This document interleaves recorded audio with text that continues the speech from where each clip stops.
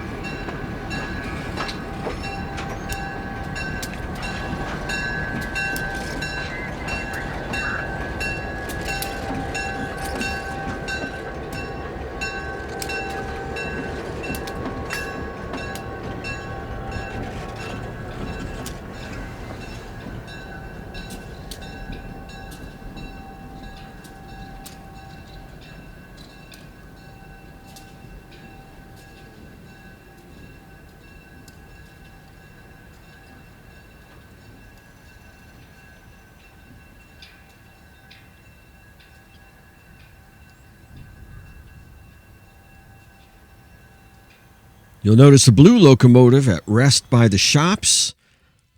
That is Interlake Iron number 11. Now we'll have several looks at this GE 95 tonner throughout the video. Just wanted to point it out now. The black center cab locomotive in the background at the right is Hoosier Valley number 509, built by the Whitcomb Locomotive Works in 1941. Have you ever seen a Whitcomb locomotive? I don't think I had. I think this is the first time I'd ever seen one. On the move again, and entering the main of the Chesapeake and Indiana Railroad, which is, you might have guessed, former C&O, Chesapeake and Ohio trackage. The way I understand it, one of the reasons for the heavy welded rail on this main is that Amtrak used to ride those rails.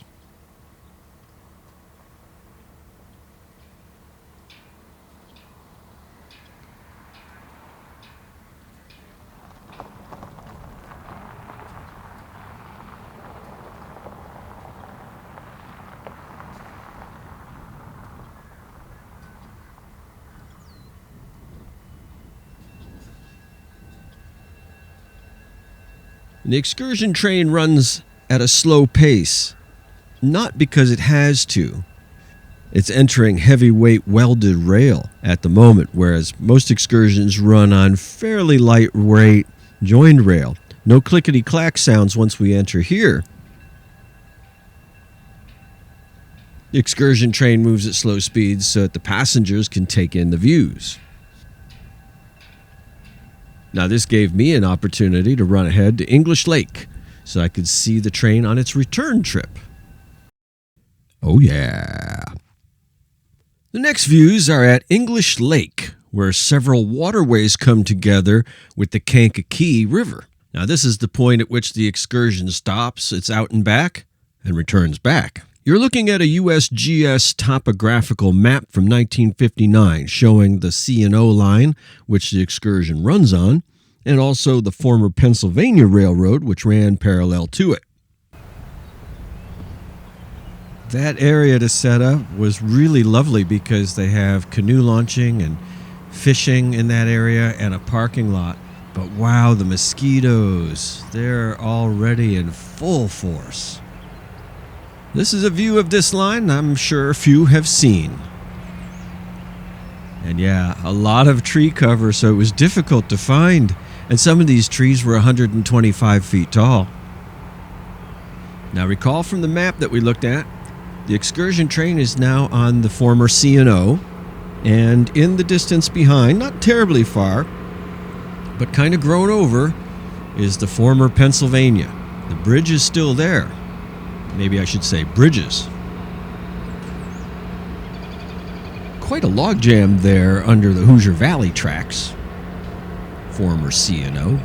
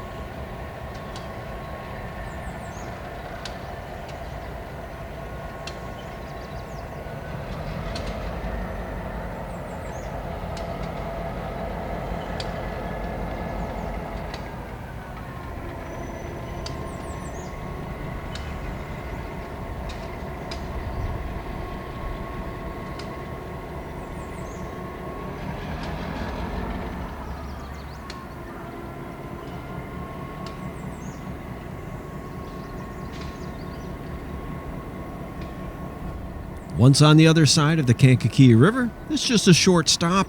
The train is then engaged moving forward and pulling back towards North Judson.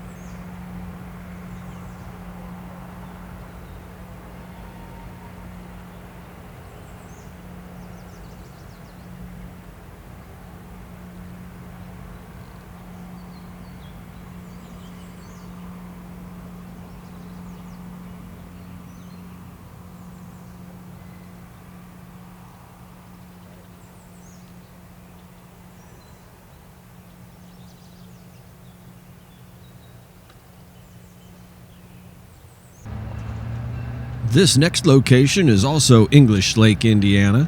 It's the first grade crossing east of the confluence into the Kankakee River.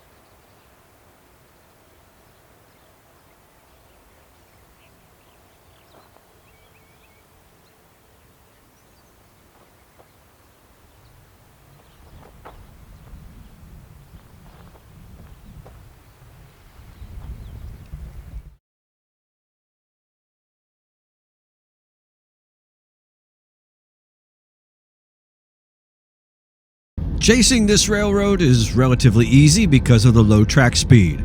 And I mean, this is always true anywhere, anytime. I will pay extra to stop at any grade crossing.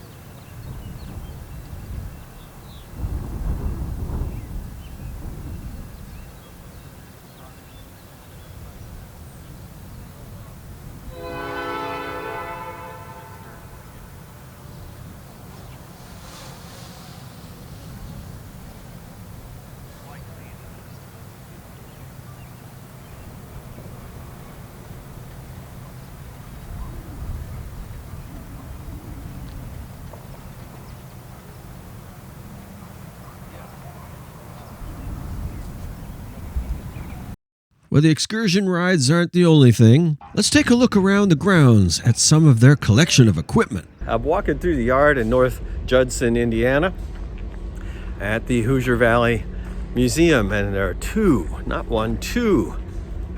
BL2s. I'm walking past the first. Got an old center cab switcher right there. Oof. And here's a second BL2 I'm approaching, still lettered for the Saratoga and North Creek. Can't wait to see these in operation not long from now. I know they're not ready right today. They've got other equipment pulling today's excursion trains at North Judson. I'll do a flyover here, starting with the Monon business car and go right to the Illinois Central caboose. This appears to be original IC equipment. I checked, and I found that if you want to verify the original owner of a car, looking at its trucks is a good method. Although, yes, I realize the trucks can be swapped out. Yes. The next two cars look so nice and pristine, they almost look like model railroad cars. They're just that good. And then this one. Well, this one is not pristine. This is the Hollins College, a former Norfolk and Western sleeper car currently undergoing renovation on site at the museum. Now, this was a fun one for me to see. My daughter actually visited and considered going to Hollins, which is near Roanoke, Virginia. And then, when the car was in transit earlier this year, it passed through the tunnel at Glitzen, Pennsylvania. And I got to see some pics of that thanks to Bob at the Tunnel Inn. So great to see it where it now sits and is being worked on, renovated, and improved. Love seeing an odd piece like that Purdue University crane. And then we're back to the star of our show, the locomotive that was pulling, the Elgin, Joliet, and Eastern 818. Dig seeing that EL caboose back there.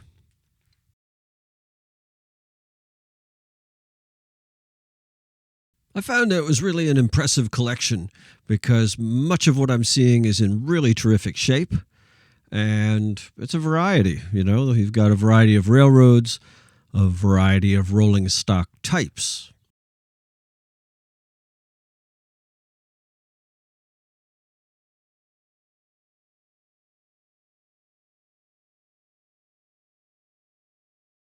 Really, just the caboose collection. The caboose, the cabin car, the crummy. They got them. And there's the jade green, Penn Central. I really do love to see it. That was my railroad growing up. The Penn Central. Saw it everywhere in Cleveland. That Grand Trunk transfer car. I wonder how many of you have seen your favorite railroad in their collection here. Oh, here we go. Another clip. Just a switch move. Taking a car, looks like it's just loaded with concrete for ballast. This was before the excursion rides commenced at North Judson. And a friendly wave from the friendly engineer and a little smoke. What is this? An Alco? Of course not. SD9. Love the wigwag.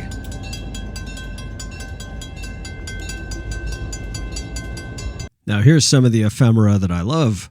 Marker posts, mile posts, property line, right-of-way indicators. I love it because right-of-way is what I worked in for much of my career. Well, we've seen a lot, but there's a lot more to explore at the Hoosier Valley Railroad Museum. So I'll make it a point to return. I really want to see a BL2 in operation. Just those lines, those stylized lines on those locomotives, I just find them so cool. They may have been clunkers in operation, but they look so good. So I want to see those, and yes, their steam program is right around the corner too. So much to see. I hope you enjoyed this installment of Bituminous Kole. Join me again every Wednesday and Sunday at 7 p.m. Eastern, and I'll take you to the trains.